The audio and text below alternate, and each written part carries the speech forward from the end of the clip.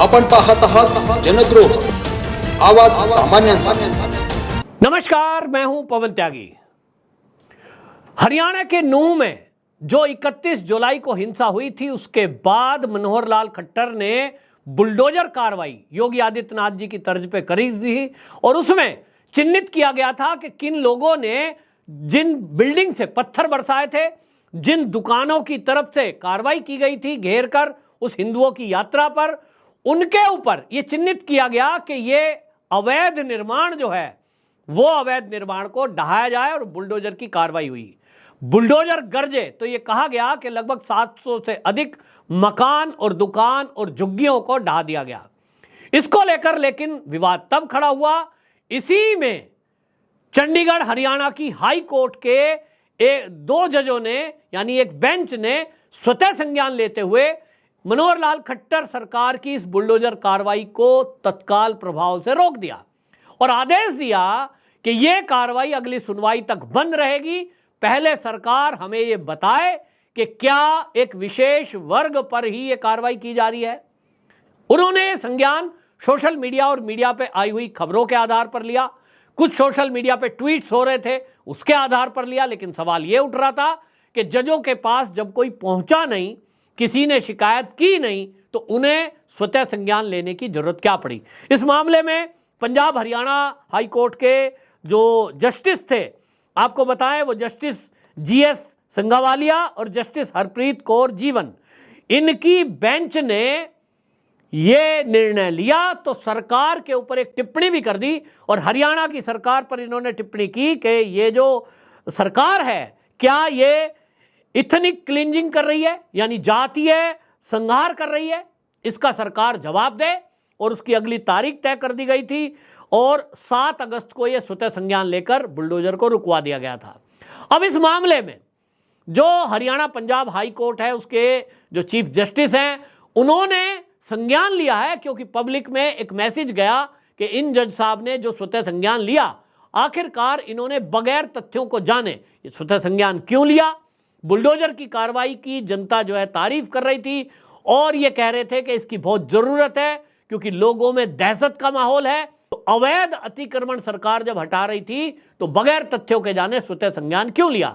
इस मामले में चीफ जस्टिस जो हरियाणा पंजाब कोर्ट के हैं, उन्होंने अब इस बेंच से वो केस ट्रांसफर कर दिया है और इसके लिए ये ट्रांसफर करते हुए उन्होंने अब ये केस ट्रांसफर कर दिया जगमोहन अरुणपल्ली और जस्टिस जगमोहन बंसल की बेंच को ट्रांसफर कर दिया है।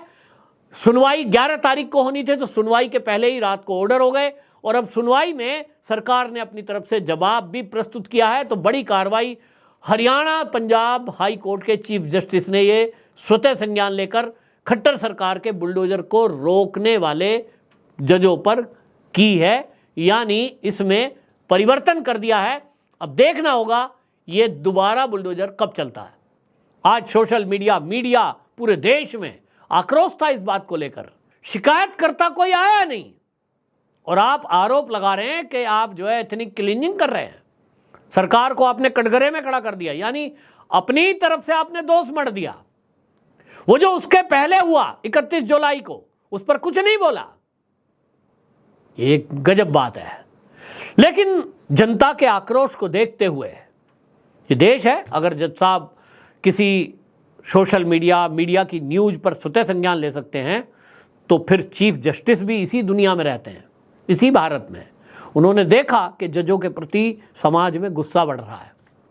आपको याद होगा हमारे देश के सीजेआई, जिन्होंने पिछले दिनों मणिपुर को लेकर एक टिप्पणी कर दी थी कि या तो केंद्र सरकार कुछ करे मणिपुर पर, नहीं तो हमें कुछ करना पड़ेगा, हम कुछ एक्शन लेंगे। उसको लेकर भी जनता की कड़ी प्रतिक्रिया आई थी सोशल मीडिया पर। लगातार उन सीजेआई साहब को ये कहा जाने लगा कि जज साहब, सीजेआई साहब, आपने अगर मणिपुर पर गुस्सा जाहिर किया है और आप इतना गुस्से में आ गए कि केंद्र सरकार को कह रहे हो कि या तो तुम कुछ करो वरना हम कुछ करेंगे, तो उस पर वो पूछा जाने लगा कि भाई पश्चिम बंगाल पे, छत्तीसगढ़ में, बिहार में, राजस्थान पे जो हो रहा है उस पर भी कुछ बोलो। तो जनता को आप कब तक रोकोगे? जनता क्या क्या कह रही है सोशल मीडिया पर, उससे सीजेआई साहब उससे भी नाराज हुए। आज वो जो जज हैं कोर्ट के, न्यायाधीश जो हैं, कम से कम इतने तो पोलाइट हुए हैं कि वो अब इस बात को स्वीकार कर रहे हैं कि अगर हमारी आलोचना हो रही है तो ठीक है, उस आलोचना पर वो कार्रवाई करते हैं। लेकिन कुल मिलाकर अब जो ये हो रहा है, इसमें आपने देखा राहुल गांधी को लेकर भी एक एक्शन हुआ है। गुजरात की जिस हाई कोर्ट ने राहुल गांधी की 2 साल की सजा बरकरार रखी, तो उन पे भी कोलिजियम ने उसका ट्रांसफर कर दिया, उन जजों का, उसको जो है पटना भेज दिया गया है। वो भी गलत था कि आप यदि किसी राजनीतिक पहलू के आधार पर, यदि किसी व्यक्ति को देखते हुए, किसी एक पक्ष को आप आगे रखते हुए पॉलिटिक्स का हिस्सा बनते हैं, तो वो भी गलत है। लेकिन आप जब किसी एक विशेष वर्ग का केवल एक ये देखते हुए कि उस पर कार्रवाई हो रही है और आप एक्शन में आ जाते हैं, तो जनता इस पर सवाल पूछती है। बहरहाल उस बेंच को बदल दिया गया है और अब बदल करके वो नई बेंच को दे दिया गया है और ये कार्रवाई चंडीगढ़ हाई कोर्ट के सीजे की है। और इसमें आपको बता दें कि सरकार की तरफ से भी अभी तक जो जवाब दिया गया है, उन्होंने कहा है, जो एडिशनल एजी हैं दीपक सब्बरवाल, उन्होंने कहा कि जो बुलडोजर चला है वो नूंह में मेडिकल चौक है, उस पर दुकानें तोड़ी गई हैं, तो उसमें हिंदुओं की भी दुकानें हैं, ऐसा नहीं है कि केवल एक वर्ग की है। और जो मकान है, जो अवैध अतिक्रमण है, उस अवैध भूमि पर अतिक्रमण पर चला है, ना कि किसी विशेष कम्युनिटी पर, और उसका दंगे से भी डायरेक्ट कोई लेना देना है नहीं। ये जवाब दिया गया है कि ये कार्रवाई की गई है। और इसके पहले उन्होंने ये भी बताया कोर्ट को कि 16 बार ये नोटिस दिया जा चुका है कि आपका निर्माण अवैध है और इस अवैध निर्माण को आप खुद हटा लीजिए, वरना प्रशासन कार्रवाई करेगा। तो ये भी एक बात बोली गई। और उन्होंने कहा कि 31 जुलाई को जो हुआ है, उसके बाद 57 एकड़ भूमि को इस तरह से अतिक्रमण हटाकर मुक्त कराया गया है। ये जो एडिशनल एजी हैं दीपक सब्बरवाल, उनकी तरफ से जवाब दाखिल किया गया है। और अब जो है इस मामले में, जैसा मैंने कहा कि इस मामले को ट्रांसफर कर दिया गया, जिन्होंने स्वतः संज्ञान लिया था, justice GS Sandhawalia, justice Harpreet Kaur Jeewan, इनकी बेंच से अब ये ट्रांसफर करके, और ये जो है अब ट्रांसफर करके ये दे दिया गया है अब जस्टिस अरुण पल्ली और जस्टिस जगमोहन बंसल, इनकी बेंच को दे दिया गया है। तो ये अपने आप में दिखा रहा है कि सुप्रीम कोर्ट के ऊपर भी कोई है और जजों के ऊपर, जस्टिस के ऊपर भी सीजेआई हैं या मुख्य न्यायाधीश हैं, चीफ जस्टिस जो हैं, वो नज़र बनाए रखते हैं कौन क्या कर रहा है। अपनी मर्जी चलाने की आज़ादी इस लोकतांत्रिक देश में किसी को नहीं है।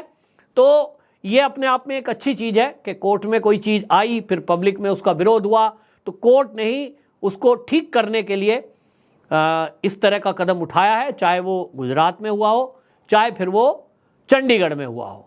तो इसको लेकर के अब जनता में एक बहस तो अभी भी छिड़ी हुई है कि इस पर कोई नियम, कायदा, कानून कोई बनेगा क्या, कि कैसे सुनवाई हो, किन केसों की सुनवाई हो, किस क्रम में सुनवाई हो, और जज साहब के द्वारा दी गई टिप्पणी ये किस लिमिट में दी जाए, इनकी कोई कंडीशन बनेगी क्या, ये एक नई बहस हो सकती है।